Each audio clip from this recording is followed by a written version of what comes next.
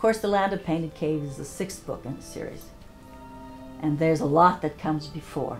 This is a world that I've lived with for 30 years. And I've created and tried to create it the way it was, tried to make it believable, you know.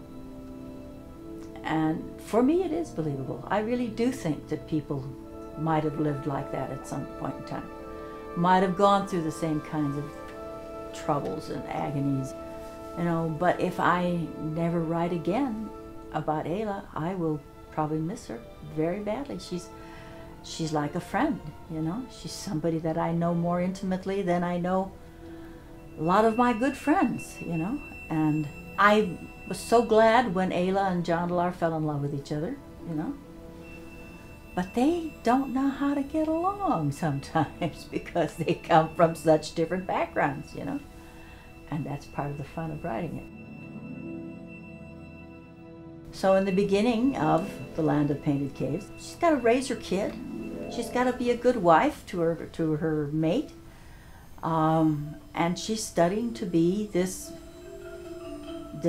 healer, shaman type figure, and there's a lot to learn. In The Land of Painted Caves, you know, they traveled to Jondalar's home. And the actual site of the ninth cave of the Zelandani is got a place, it's a place in France called Logriot. I remember the first time that I really went into a like Lascaux cave, okay.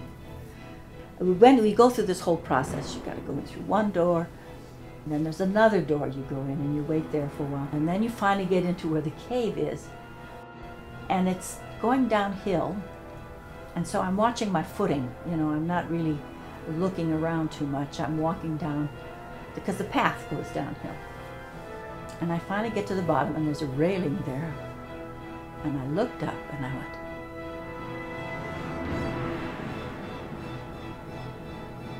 and by the time I took a breath again, it was, you know, I was crying.